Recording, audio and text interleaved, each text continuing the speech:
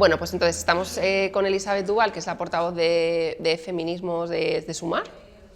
Y justo la primera pregunta que te queríamos hacer es sobre esto, ¿no? Se incorpora a Sumar como portavoz de feminismo durante la campaña, ha dicho que no va a ocupar ningún cargo orgánico, tampoco va en las listas, y que retomas todas tus responsabilidades laborales después del 23J.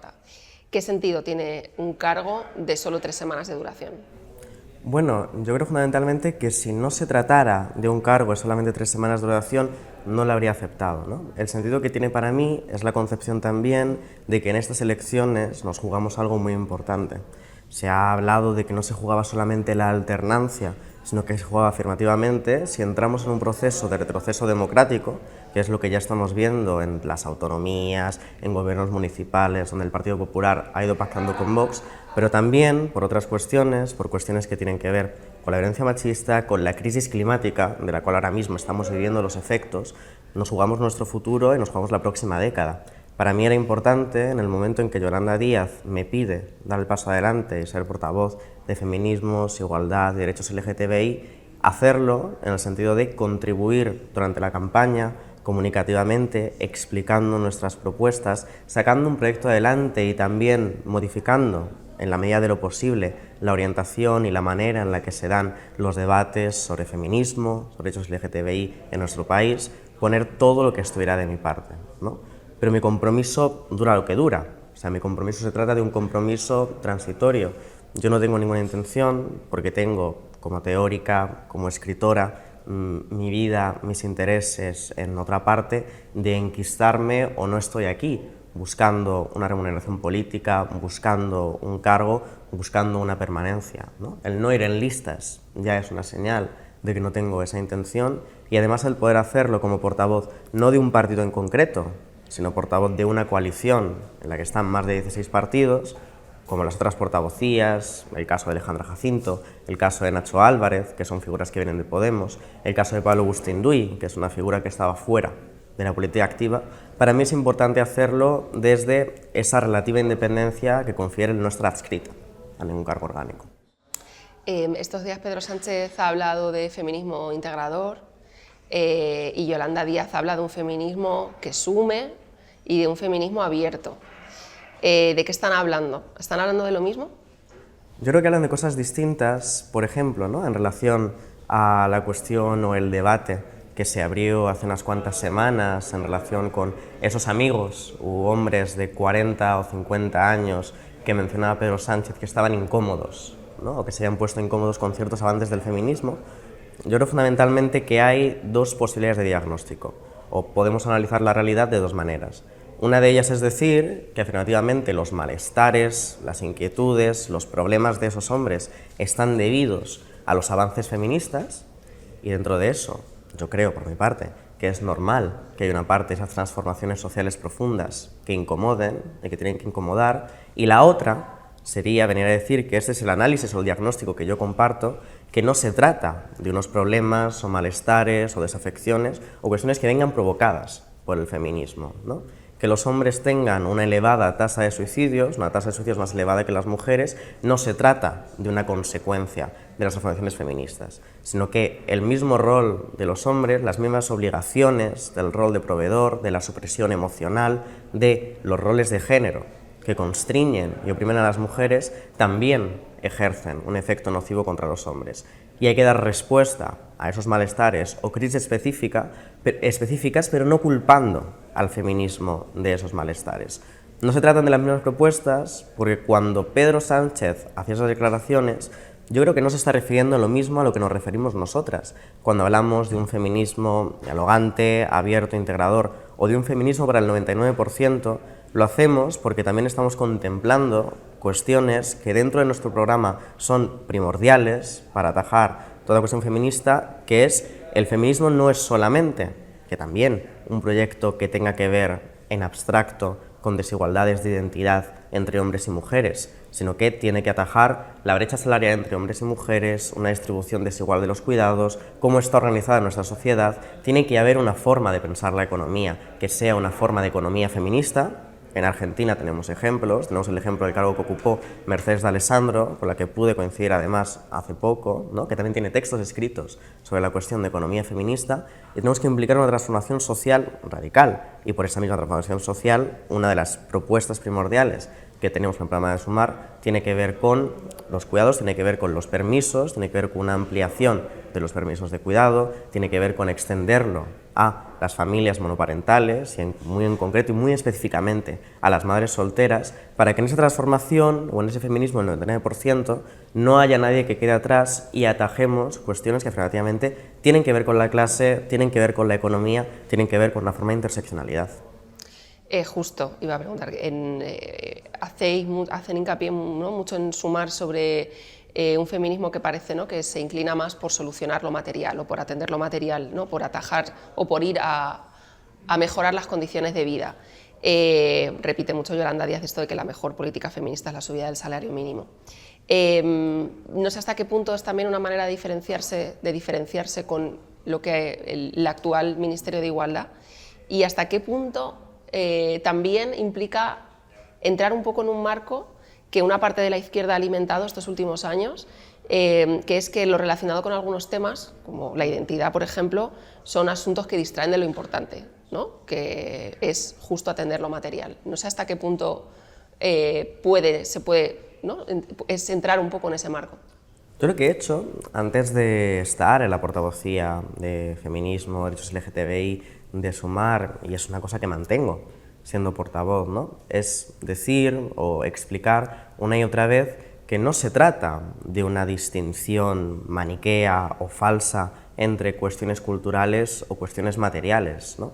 Cuando hacemos referencia a ese feminismo del 20%, nos referimos a que algo que algunos quieren catalogar como cultural o como identitario, como es la opresión relacionada con el género, ¿no?, las opresiones relacionadas con el sexo, tienen consecuencias materiales en la vida de la gente. No hay nada más material, ¿no?, o no hay nada más patente, no hay nada que no sea más directamente palpable que los casos, por ejemplo, de asesinatos machistas que vimos ayer. También se tratan de cuestiones profundamente materiales. Y no es un tema de intentar ahondar o intentar ocuparnos de eso como si fuera una verdadera división o como si fuera un verdadero cisma.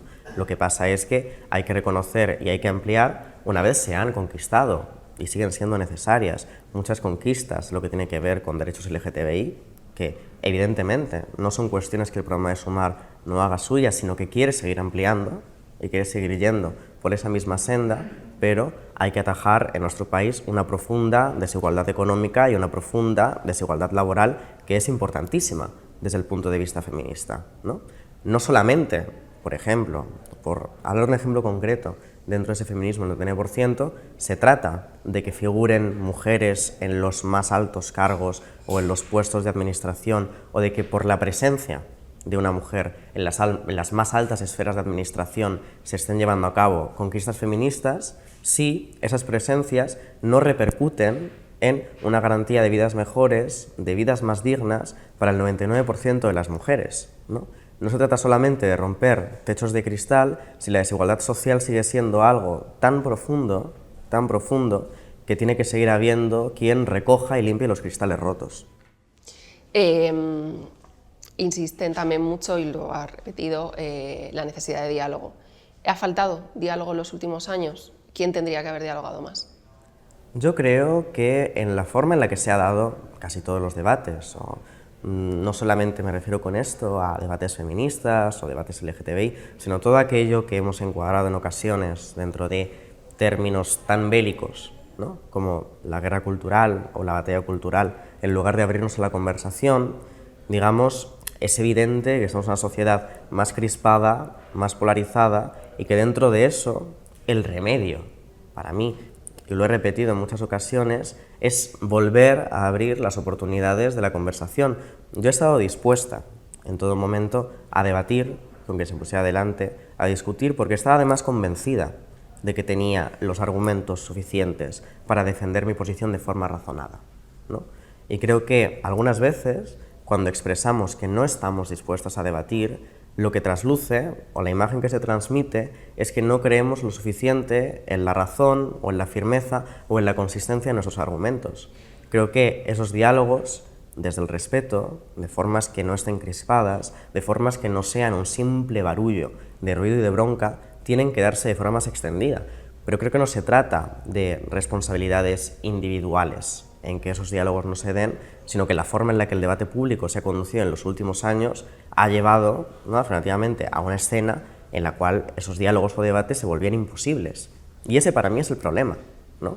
Necesitamos recuperar la conversación pública, necesitamos elevar el nivel de esos diálogos y volver a abrir esa ventana de oportunidad para poder discutir o pensar un poco más en profundidad también dentro del movimiento feminista muchas cuestiones, muchos debates y muchos conceptos.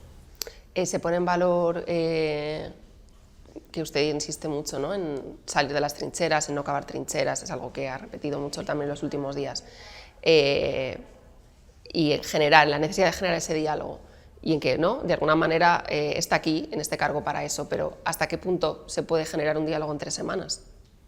Bueno, afirmativamente es muy complicado generar un diálogo en 3 semanas, ¿no? Pero creo que si hay predisposición a ello, ¿no?, o si al menos hay el intento, ya es un primer paso. No se trata solamente de abrir esa oportunidad del diálogo, sino también observar cómo se comunica, ¿no?, o cómo se transmiten los mensajes, o cómo se lleva a cabo esa voluntad de transformación de la conciencia social, esa voluntad, digamos, de revolución de la sociedad que habitamos que representa el feminismo.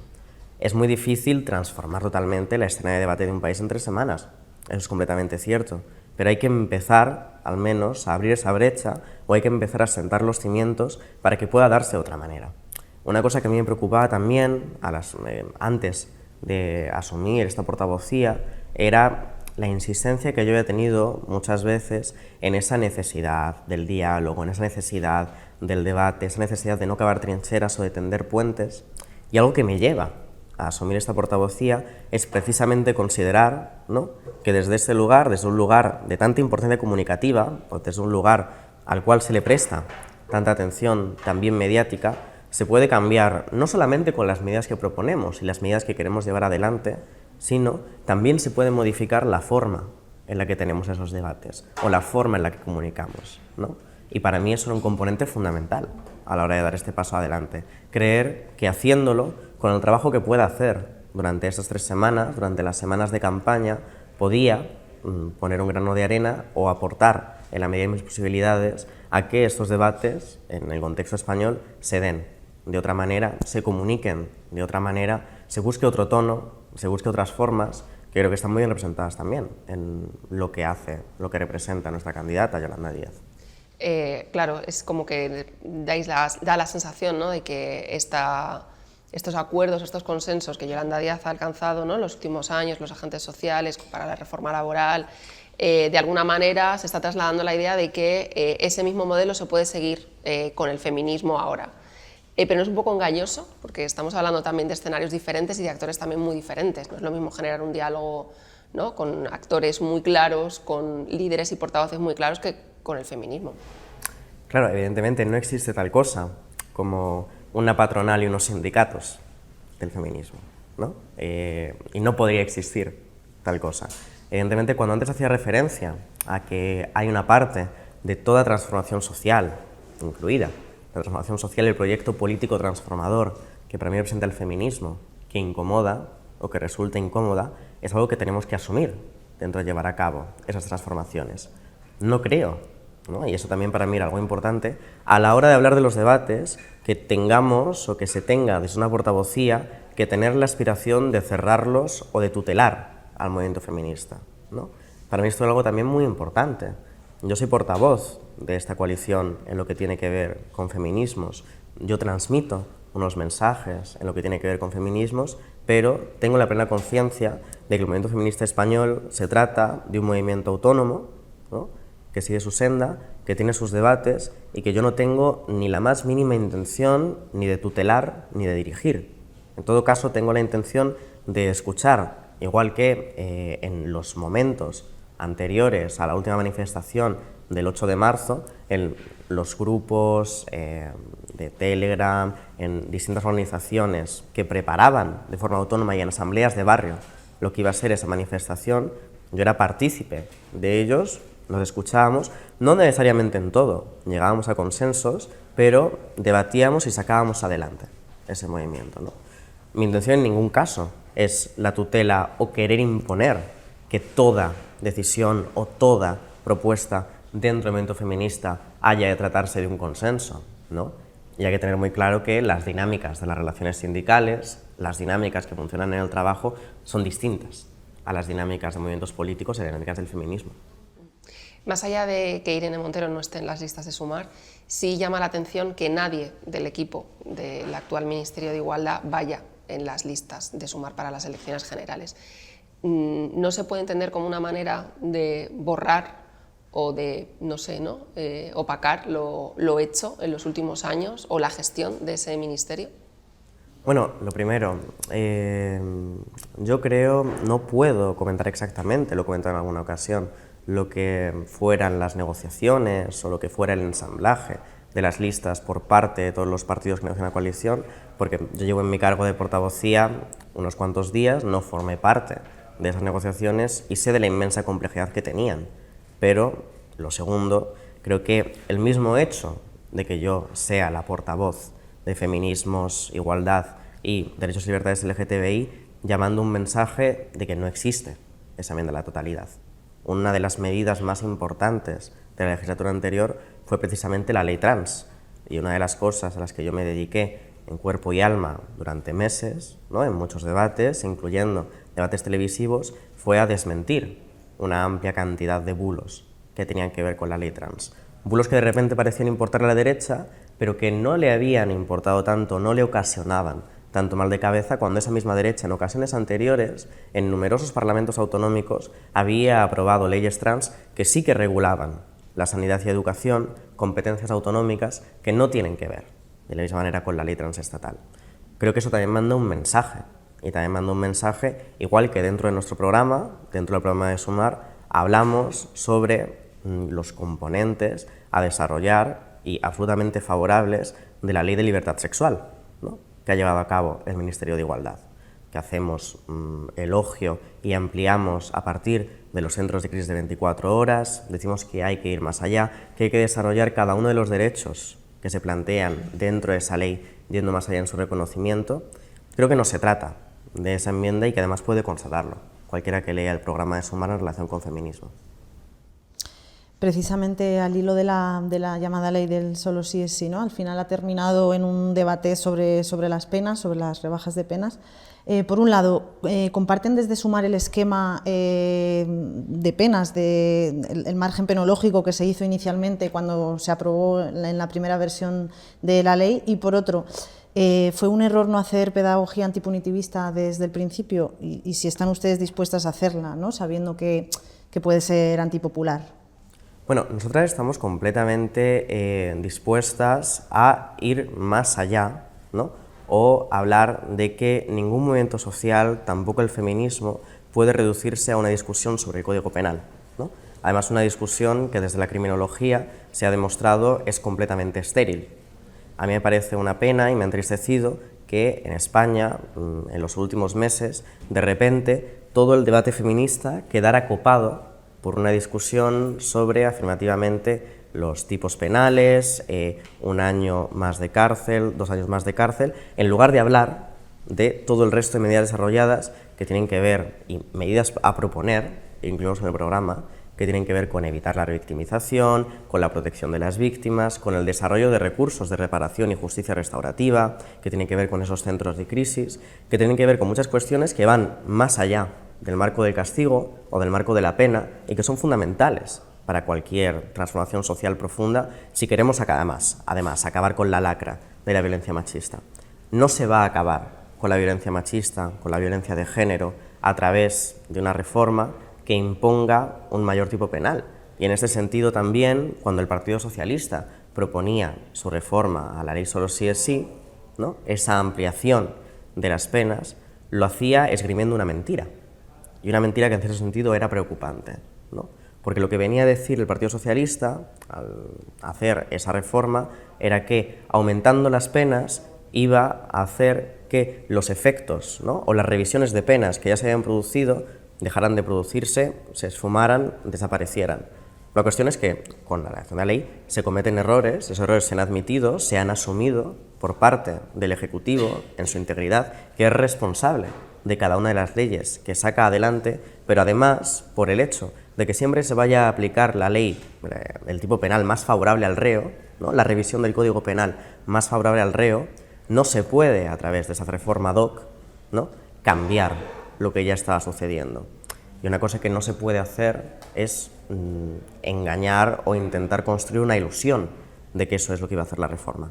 Evidentemente, para nosotras no se trata de que el feminismo, el consentimiento, la libertad sexual empiece y acabe en unos tipos penales ligeramente superiores o ligeramente inferiores, ¿no?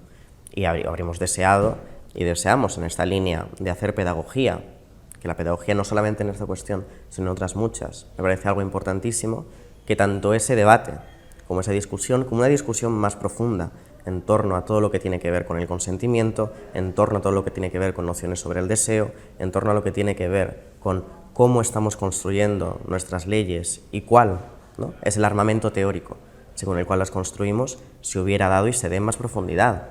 Y creemos que ese debate puede y podrá darse en un futuro. ¿Se hubieran quedado con el esquema penológico de la ley inicial, ahora que nombraba la reforma, ¿no?, que impulsó el PSOE? Yo creo, lo primero, que no deberíamos reducir el debate al esquema penológico, ¿no?, o quedarnos en la cuestión del esquema penológico. Creo que en ese momento se podían hacer, y se hicieron, varias propuestas de reforma, varias propuestas de la ley, que no se trataban solamente de reformas sobre las penas. Y insistir una y otra vez en el marco del esquema penológico es un error. Creo que en la ley inicial, o en la proposición de la ley inicial de libertad sexual, ¿no?, ya se trataba de una amplia gama de elección, ¿no?, o casi interpretación por parte de los jueces a la hora de decidir si se aplicaban tales agravantes, ya no solamente al esquema penológico inicial, sino con los agravantes que se añaden a cada una de esas revisiones. Y una cosa que no se ha comentado lo suficiente, o que considero que no se ha dicho lo suficiente, es que esos jueces, ¿no?, o los jueces que dicen esas sentencias, o revisan esas sentencias, como en toda ley está abierta a interpretación. La ley no se trata de textos cerrados que obliguen de una manera 100% nítida, 100% clara, a que se apliquen todo el rato las mismas penas, porque cada caso es un caso concreto, cada caso es un caso particular que tiene sus circunstancias. En el momento, por ejemplo, cuando tuvimos una grandísima indignación en España por el caso de La Manada, el problema del caso de La Manada no fue que se aplicaran penas bajas, ¿no? De hecho, las penas que se aplicaron en el caso de La Manada eran penas de las máximas y muy altas. Lo que sucedió, y lo que en buena parte indignó al feminismo español, nos indignó a las feministas, hizo que nos manifestáramos, eran cosas como el auto de ese juicio, ¿no?, o los votos de algunos jueces diciendo que apreciaban en la actitud de la víctima jolgorio y disfrute. Con una ley no podemos acabar con cuáles sean las apreciaciones de esos jueces, o cuál vaya a ser su interpretación, o si ellos consideran o no que hay que imponer ciertos agravantes. Se puede acabar con eso con formación, con concienciación social, transformando la sociedad en la que vivimos. Pero no vamos a acabar con la divergencia interpretativa, no vamos a acabar con aquello que indignó en ese momento y que poco tenía que ver con cuál era la pena a la que estaban sometidos los veadores en el caso de La Manada. Nombraba antes los asesinatos machistas de las últimas semanas. ¿Cuál es el discurso de Sumar sobre este tema, sobre las violencias machistas? ¿Cuál es la apuesta para atajarlas? Bueno, lo primero que tenemos que reconocer, ¿no?, o lo primero que tenemos que hacer frente, es que estamos en buena parte en una situación inédita en nuestro país. ¿Por qué estamos en una situación inédita?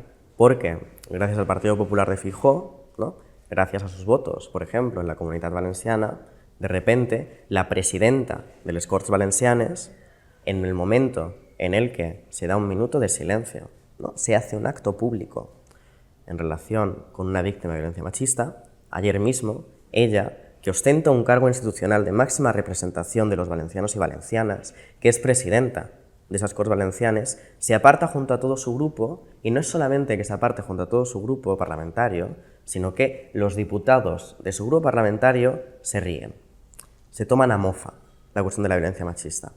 En el debate entre Pedro Sánchez y Alberto Núñez Feijóo, ¿no?, televisado recientemente, en esta suerte de cierre en falso del bipartidismo, que ha sido uno de los debates que ha cosechado menos éxito de audiencia o menor interés, a lo que asistimos fue ruido, pero ruido fundamentalmente en una cuestión, que era en todo el bloque que tenía que ver con la igualdad y con la violencia machista.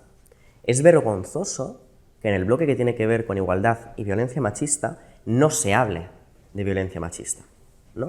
Es vergonzoso que el señor Feijóo, de repente, en ese bloque, de lo que se ponga a hablar sea de pactos de gobernabilidad, cuando él le ha dado, en varias autonomías, cargos de tanta importancia como la presidencia de las Corts, o la presidencia también del Parlamento Balear, ¿no?, o incluso ha llegado a suprimir consejerías como la Consejería de Igualdad, también en las Islas Baleares.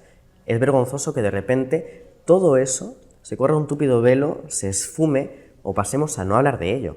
En el programa de Sumar, afirmativamente, hablamos de centros de crisis 24 horas para mujeres, como está ya en la Ley de Libertad Sexual, la ampliación de los recursos, la creación de más centros autonómicos, hablamos de medidas de protección, como ya he dicho, y justicia restaurativa para esas víctimas, para no quedarnos solamente en el marco del castigo o el marco de la prevención, sino para ir más allá, ¿no? Hablamos de ampliar los recursos, porque son recursos también que en este momento se están diezmando, o recursos que se están viendo atacados.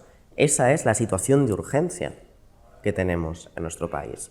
Uno de los principales problemas, ¿no?, de medios como el 016 es que iniciativas de atención o los centros de atención a la mujer de forma general dependen en gran medida de cuáles sean los recursos económicos que van destinadas a esas iniciativas, ¿no? Depende de la cantidad de personas, la cantidad de orientadores laborales, la cantidad de psicólogos, la cantidad de trabajadores sociales, la cantidad de abogados para asistencia jurídica que tengas ahí para asistir a cada una de esas mujeres que son víctimas de violencia machista. Y si las autonomías recortan, ¿no?, si las autonomías quitan esos recursos porque de repente empiezan a estar gobernadas por personas que directamente niegan la existencia de la violencia machista, niegan la existencia de la violencia de género, que es el mismo marco al cual nos querría arrastrar el señor Abascal, la situación se convierte en una situación de urgencia. Y esa urgencia es la que queremos atajar. Y esa urgencia es frente a la cual, desde Sumar, sí que proponemos recursos, sí que proponemos medidas, sí que proponemos una ampliación. Pero es que lo que tenemos delante ya no es que no proponga medidas, es que quiere quitar todos los marcos que ya existen. Una de esas medidas que ha generado cierto revuelo es el teléfono para hombres en crisis. Parece como una apuesta precisamente por abordar esos malestares masculinos de los que hablábamos, por prevenir, entiendo también, la violencia. Pero claro, aparece solo esa medida, ¿no?, como abordaje de la masculinidad. No sé si es suficiente, si precisamente a lo mejor generar solo el teléfono pero no proponer otras medidas que aborden directamente esos malestares masculinos es quizá quedarse en la punta del iceberg. Yo creo que una de las cuestiones más importantes que tienen que ver con esos malestares masculinos es que se trata, en este caso sí, de cuestiones que se atajan, en buena parte, mucho más desde el debate social, nuestra forma de abordarlo, nuestra forma de abordar la conversación pública, que con propuestas concretas legales, ¿no?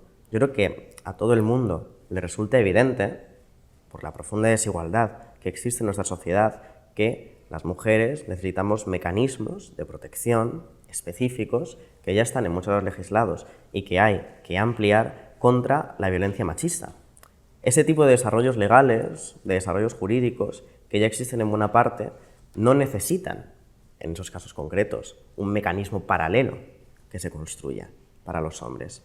En el caso de ese teléfono para hombres en crisis, que no es del todo una propuesta nueva, era una propuesta de Viviane Aidó en su momento, es una propuesta que más recientemente han llevado en sus programas partidos como Más Madrid, también lo incluía en su programa a las autonómicas, tiene que ver con esos datos a los cuales hacía referencia anteriormente. Tiene que ver con los datos de la cantidad de suicidios de los hombres. Tiene que ver con la depresión en los hombres, tiene que ver con esa represión emocional, tiene que ver con esas situaciones de vulnerabilidad de las cuales queremos hacernos cargo, responsabilizarnos y ofrecer una respuesta, ¿no?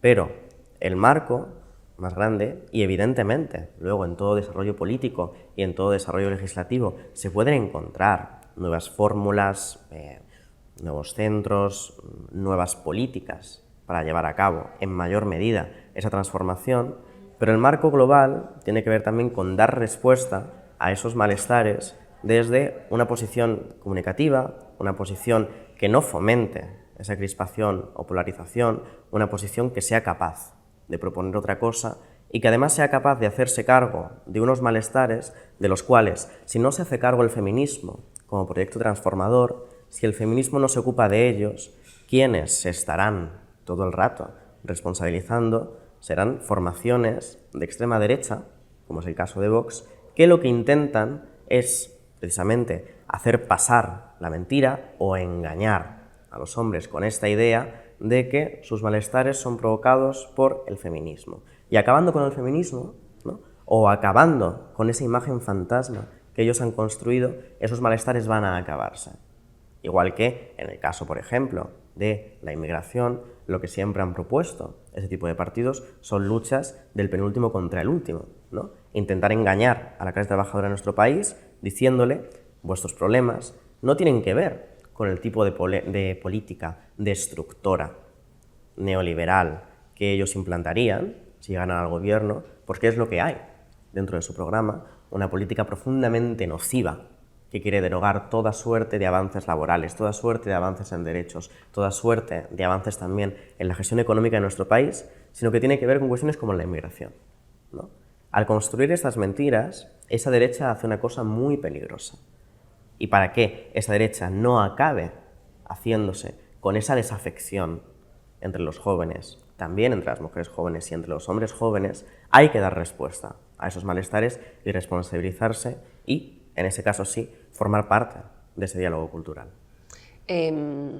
¿Cómo responde a quienes insisten, ¿no?, en que feminismos y derechos LGTB son dos agendas diferentes, deben ir, ¿no?, deben tener portavocías diferentes y deben estar en lugares diferentes? ¿Cómo se responde a un sector de la sociedad que está convencido de que eso es confundir o es cargarle al feminismo con cosas que no le corresponden? Bueno, no se trata, incluso dentro de los debates feministas, no se trata de un debate nuevo. Pensemos en debates que se dan en Estados Unidos, por ejemplo, que tenían que ver ya no con feminismos y LGTBI como grandes categorías, sino que tenían que ver, por ejemplo, con los debates sobre si las mujeres lesbianas eran el sujeto del feminismo, ¿no?, si las mujeres negras podían ser el sujeto del feminismo. Por lo tanto, al no tratarse de debates nuevos, lo que realmente se constata, ¿no?, cuando miramos la historia de los avances en igualdad en general, en relación con el colectivo LGTBI, de los avances feministas, es que se trata de movimientos que han ido de la mano. Yo creo que nuestra prioridad no tiene que ser estar ensimismadas en discusiones teóricas o en discusiones sobre el sujeto o en discusiones sobre la identidad del feminismo. Nuestra prioridad tiene que ser una transformación social de base lo más amplia posible y lo más profunda posible. Nuestra prioridad tiene que ser la ampliación de derechos para todo el mundo, tiene que ser ese ensanchamiento de la democracia en nuestro país. Y dentro de eso, cada una de estas medidas feministas o cada una de las medidas que tienen que ver con lo LGTBI no hacen solamente más dignas, más vivibles, más libres las vidas de aquellas personas a quienes afectan, sino que nos hacen mejores como conjunto de sociedad. No me ha sorprendido que se diera ese debate, también porque venimos precisamente de ese ambiente de grandísima crispación, de grandísima tensión, al cual hacía referencia antes. Lo que sí que creo es que, en buena parte y de forma mayoritaria, España no está en ese debate, ¿no? O que en un país tan abierto en relación con lo que son los derechos LGTBI como es España, ¿no?, con un apoyo tan amplio en su momento a cuestiones como el matrimonio igualitario, a cuestiones también como la ley trans, creo que hemos pasado esa pantalla, de alguna manera, ¿no? Y que aquellas personas o aquellos que insisten de forma reiterada en ese debate, quizá son una minoría muy ruidosa, pero en comparación con lo que representa para mí la mayoría de la sociedad española, esa España mejor que la España que nos quiere hacer ver, por ejemplo, la derecha, siguen tratándose de una minoría. si ha habido alguna ley que ha generado, desde luego, crispaciones, la ley trans. Hablábamos antes de la falta de diálogo. ¿Faltó ahí diálogo? Faltó pedagogía. Y yo he intentado recuperar de todas las formas posibles esa pedagogía, esa capacidad de discusión. Pero al mismo tiempo es muy difícil hacer esa pedagogía cuando lo que tienes enfrente es la mentira, ¿no? En relación con la ley trans se construyó esta especie de imagen o esta suerte de fantasma según la cual lo que iba a hacer la ley trans era procurarnos una sociedad de menores hormonados, de niñas pequeñas a las cuales iban a mutilar genitalmente con cirugías de reasignación de sexo, que entra dentro del marco que ha querido instalar Vox, de una especie de adoctrinamiento en las aulas, una epidemia y una enfermedad, que es lo que ellos consideran y lo que el Partido Popular valida como lo que caracteriza a las personas LGTBI, ¿no? En su cabeza seguimos siendo enfermas, seguimos siendo enajenadas. Claro, el problema está en que la ley transestatal, ¿no? Cualquier proyecto de ley transestatal no es la que ha regulado u otorgado derechos en materia de sanidad o en materia de educación. En 2016, y yo misma me beneficié de esa ley, ya existía una regulación autonómica para menores trans en materia sanitaria en la Comunidad de Madrid. Igual que existía desde 2014 en Galicia, cuando gobernaba Feijóo la Xunta de Galicia, y se aprobó esa ley por unanimidad en el Parlamento gallego, por unanimidad. Entonces no era un problema, ¿no? O no parecía que fuera a ser un problema. Lo que yo me pregunto es por qué ahora sí. ¿Por qué ahora sí es un problema? Y sobre todo, ¿por qué es un problema en el momento en el que no se está legislando esa cuestión? Nadie ha propuesto las historias de miedo que ha planteado la derecha en relación con la ley trans. Nunca han estado sobre la mesa, nunca han sido problemas reales, ¿no? Igual que el absurdo debate, y digo absurdo, de los cuartos de baño, ¿no? O el uso de cuartos de baño por parte de personas trans. Como si en la vida real, en la vida que vivimos y no en la vida de los discursos o en la vida de las fantasías, el uso y quién accede a un cuarto de baño se reglamentara mucho más. Uno, por percepción social, en los casos en los que se reglamenta, y dos, simplemente por cuál es el cuarto de baño que está disponible, ¿no? Se han tratado de debates absurdos, de debates del miedo, de debates en los que ha reinado la mentira, y afirmativamente, frente a los debates es muy difícil hacer pedagogía. Yo creo que igualmente de intentarse. ¿Se sentaría entonces a hablar con quien niega, por ejemplo, que usted sea una mujer? ¿O niegas tu legitimidad para hablar del aborto o de las bajas por regla dolorosa? Yo creo que en esta campaña me tocará hacerlo, ¿no? Es decir, seguramente haya debates específicamente de feminismo en esta campaña y me tocará hacerlo. Yo no tengo ninguna duda de que esa será, por ejemplo, la posición de la representante o el representante de Vox en materia de feminismos. Aunque sea relativamente absurdo que Vox tenga a alguien que le represente en ello cuando lo único que quieren es destruirlo. Pero no tengo ninguna duda de que me tocará hacerlo, ¿no? Igual que a la hora de defender la ley trans, defender muchas cuestiones, ya lo he hecho. ¿Cuál es esa posición conciliadora de la que ha hablado alguna vez suya respecto a la ley trans? ¿Cuál es esa posición? Yo creo conciliar en ese aspecto concreto parte para mí de una constatación o de un hecho importante que tiene que ver con pensar que no todas aquellas personas que tenían dudas o han tenido dudas en su momento sobre la ley trans lo hacen desde posiciones de transfobia, desde posiciones de odio, ¿no? Desde posiciones que estén emponzoñadas. Yo creo que hay muchísimas personas que han tenido dudas sobre la ley trans en buena parte por esa difusión de mensajes mediáticos, por esa difusión de miedo, por esa difusión de odio, que lo hacen desde el desconocimiento, desde cierta precaución, ¿no? Desde ciertos temores que son perfectamente comprensibles y a los cuales hay que responder sosegadamente, explicando, haciendo esa pedagogía, ¿no? Yo siempre lo he hecho, incluso con quienes partían desde el odio o desde el miedo. ¿Cómo no voy a estar dispuesto a hacerlo, por ejemplo, con quienes simplemente han dudado?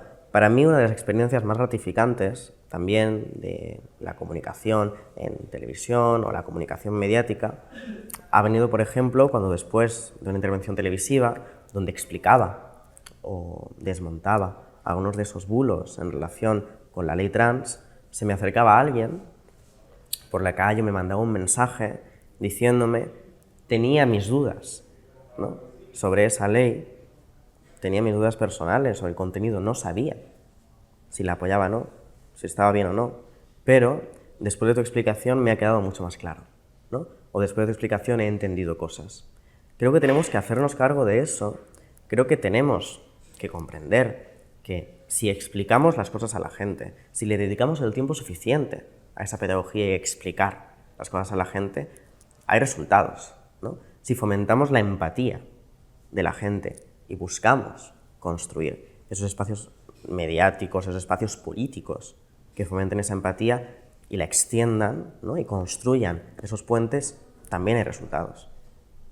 Entrando en el contenido de la ley trans, quedaron pendientes algunas cuestiones que demandaban los colectivos, las personas trans, como el reconocimiento de las personas no binarias o la posibilidad de la rectificación registral para menores de 12 años, que son cuestiones que no están contempladas en el programa de Sumar. No sé si está entre los planes de la coalición reformar la ley para ampliarla en este sentido. Bueno, dentro del programa de Sumar lo que sí afirmamos, ¿no?, o en lo que sí entramos es en nuestra apuesta, como no podía ser de una otra manera, por el derecho al libre desarrollo y la autodeterminación de personas trans, menores trans, personas transmigrantes y personas no binarias, ¿no? Cuál sea el mejor posible de los encajes legales para el reconocimiento de esos derechos específicos es algo que se desarrollará en un futuro, cuando se tenga más tiempo que la premura de unas elecciones generales adelantadas y convocadas de urgencia, y en diálogo con esos colectivos, en diálogo con las organizaciones que representen a todas esas personas. Otra de las cuestiones que aborda el programa es el desarrollo de medidas para prevenir la violencia intragénero, que fue una cuestión que acabó cayéndose de esta ley trans, como inicialmente estaba redactada, por una enmienda del PSOE que se tramitó en las Cortes.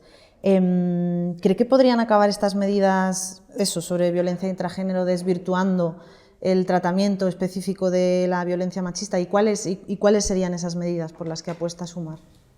Yo creo que no, y creo que no por una cuestión fundamental, ¿no?, que es que tenemos que hacernos cargo de que también en las relaciones entre dos hombres, también entre las relaciones entre dos mujeres, se dan situaciones de violencia. Y son situaciones de violencia sobre las cuales tenemos datos, tenemos estudios, tenemos investigaciones que se hacen sobre ello, incluso que poco a poco empiezan a aparecer también en terrenos culturales, haciendo que la gente se dé cada vez más cuenta sobre ellas, como puede ser la ficción, ¿no? Pienso, por ejemplo, viendo de literatura yo, en Carmen María Machado, cuando escribe el libro de La casa de los sueños, ¿no?, que trata sobre una relación entre dos mujeres, una pareja de dos mujeres, y una relación de maltrato que se da en esa relación. A esa situación de maltrato tenemos que dar respuesta, y dar respuesta a esos casos no significa en ninguno de los casos negar la violencia estructural, ¿no?, que sufren las mujeres, negar la violencia de género, negar la violencia machista. Lo que sí significa es otorgar derechos, construir mecanismos de protección, ¿no?, y ver cuál es el encaje para construir esos mecanismos, ¿no? Hacerlo además con el tiempo necesario para que este tipo de argumentaciones que vendrían a decir que colocando en la violencia de género estas situaciones de violencia intragénero se está negando la primera, o se está diluyendo la primera, o se le está quitando la importancia, sean imposibles, ¿no?, buscando cuál es el tiempo que sea necesario también para el desarrollo de una propuesta así, el mejor encaje legal posible para todas y cada una de esas situaciones, pero en ningún caso reconocer que hay maltrato en las parejas del mismo sexo implica decir que no o desvirtuar de la manera que sea la violencia machista, la violencia de género y las víctimas que ésta se cobra, sobre todo. ¿Han pensado en medidas concretas en ese sentido? El desarrollo, lo que estaba planteado en un primer momento en esa ley, que no era solamente una ley trans, ¿no?, sino que era una ley LGTBI y ley trans, que ampliaba derechos en muchas más cuestiones, y cuando se aprobó en el BOE iba mucho más allá de solamente ocuparse o atajar a las personas trans. En ese momento el planteamiento sí que tenía que ver con una equiparación o hablar de recursos similares o penas o instituciones que podían aplicarse a las personas en situación de violencia intragénero similares a los de la violencia de género. Tenemos que estudiar cuáles son las medidas concretas que se van a aplicar en un futuro, tenemos que estudiar ese encaje legal para que afirmativamente la respuesta que daba el Partido Socialista o el argumento que esgrimía para no llevarlo adelante, que tenía que ver con esa equiparación legal con la violencia de género, no sea válido, ¿no? O no pueda ser tomado en consideración. Tenemos que desarrollar de forma más amplia ese modelo de protección a las víctimas de violencia intragénero, pero en buena parte, como ya se hacía en la primera propuesta, claro que tendremos que inspirarnos de aquello que ya funciona, de aquello que ya está funcionando en relación con la violencia de género y la violencia machista. Tenemos que pensar tanto en centros de crisis como en centros de acogida, qué tipo de recursos destinamos, qué teléfonos de atención destinamos, ¿no?, para atajar esos problemas. La gestación subrogada y la prostitución son dos de los temas que más polarización generan, ¿no?, tanto en la sociedad en general como en el feminismo en particular. ¿Cuál es la posición de Sumar al respecto? Bueno, Sumar se trata de una coalición en la que participan más de 16 partidos, ¿no? Y al tratarse de eso, yo creo, como ya se pudo ver en la legislatura anterior, en un momento en el que el Partido Socialista sacó adelante, ¿no?, una proposición de ley o de reforma de ley que tenía que ver con la prostitución, fue uno de los pocos momentos en los cuales dentro del grupo parlamentario de Unidas Podemos hubo una no unanimidad en el sentido de la disciplina de voto, ¿no? Recordamos que en ese momento la mayoría del grupo parlamentario votó a favor de esa proposición y los comunes, ¿no?, la parte confederal catalana del grupo parlamentario, se abstuvieron.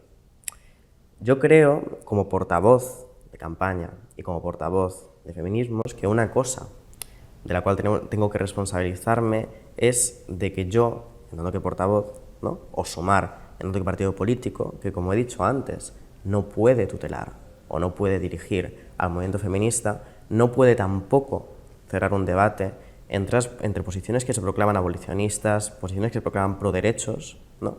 No puede darlo por clausurado si ese debate se está produciendo en la sociedad española. Dentro de Sumar, dentro de la coalición, hay distintas posturas al respecto, hay distintas posturas en relación a la prostitución, ¿no? No es la misma postura de unos partidos que la de otros, y yo no tengo la intención de cerrar ese debate, ¿no? Lo que sí que incluimos, ¿no?, y lo que sí que tajamos de forma muy específica dentro del programa son, por ejemplo, medidas en contra de la trata, ¿no?, en contra de casos de explotación sexual, pero en relación a la diversidad de posturas, a la diversidad de posiciones dentro del movimiento feminista y, en consecuencia, dentro de los partidos que integran la coalición, creo que es sano que esos debates puedan darse y que además puedan producirse lejos de la crispación que los ha caracterizado en muchos otros momentos, ¿no? En relación, por ejemplo, con los vientres de alquiler, en el programa de Sumar no incluimos ninguna medida de regulación de los vientres de alquiler y creo que hubo bastante consenso en su momento, muy recientemente. Tenemos la experiencia del caso de Ana Obregón, ¿no?, que todavía perdura en nuestra memoria colectiva, de condena de lo que se apreciaba como una explotación sexual del cuerpo de las mujeres y, en ese caso, un aprovechamiento por parte de una mujer rica del cuerpo de una mujer pobre.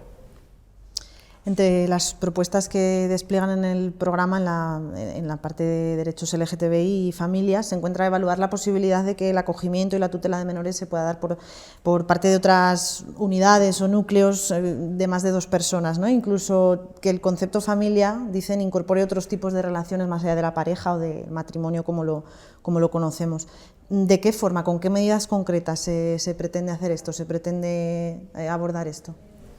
Bueno, en buena parte se trata de ir más allá de la proposición de ley de familias que ya hemos tenido durante esta legislatura, ¿no?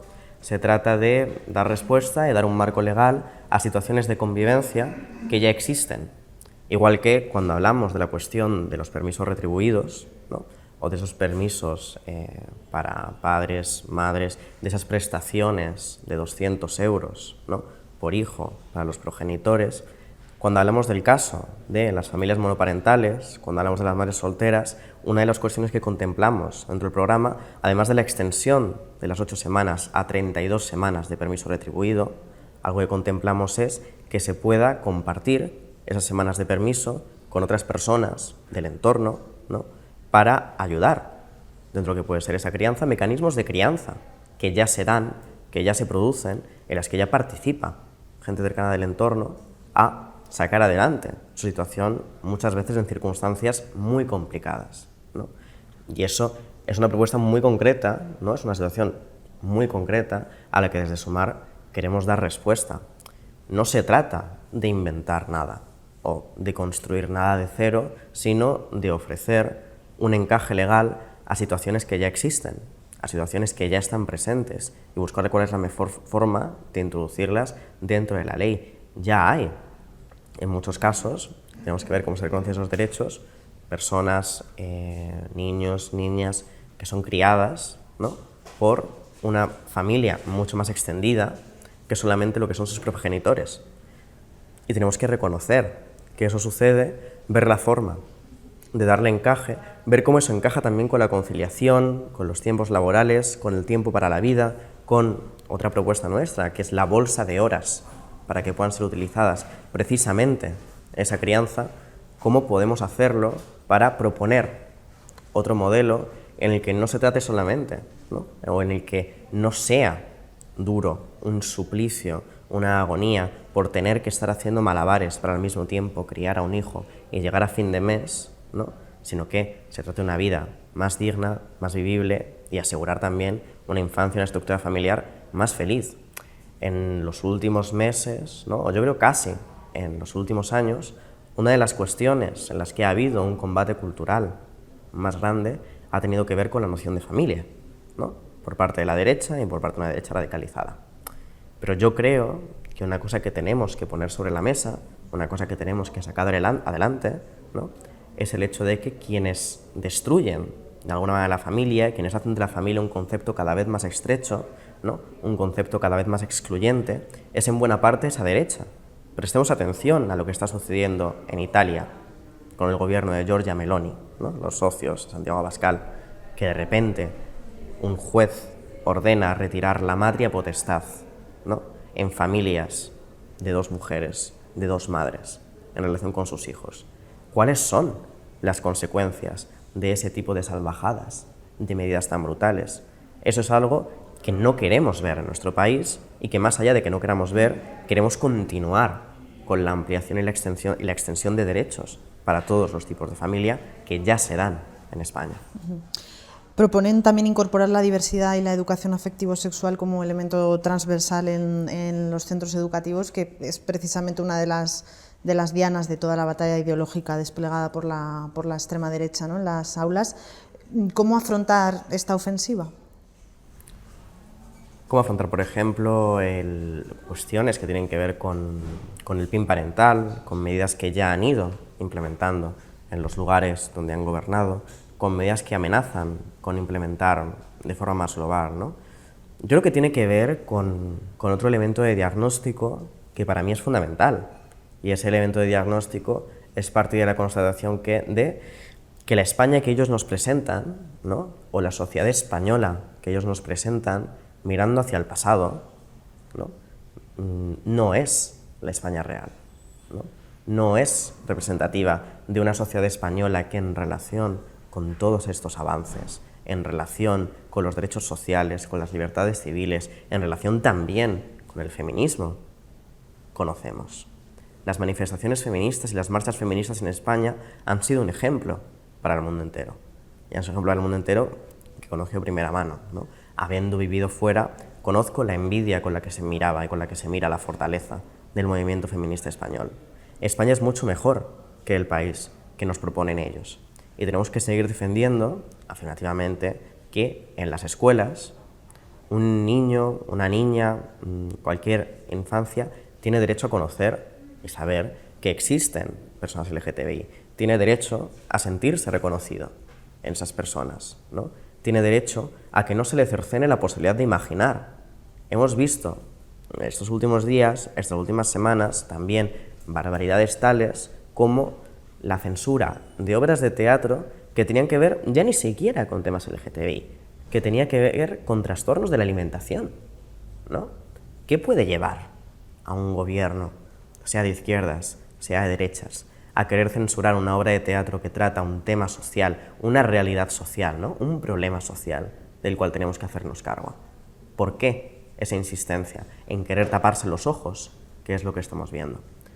De lo que no se habla no existe, y aquello que no se ve tampoco, y es necesario seguir propulsando, seguir teniendo de manera transversal, relativamente, el modelo educativo, todos esos ejemplos, todos esos referentes, pero no solamente en relación con esas charlas dadas en institutos o con los contenidos específicos, sino de forma transversal a la hora de abordar cómo se construye los modelos, la educación que vayan a tener nuestros hijos o que vaya a tener el conjunto de la sociedad española. Pues nada más. Pues muchas Muchas gracias. gracias.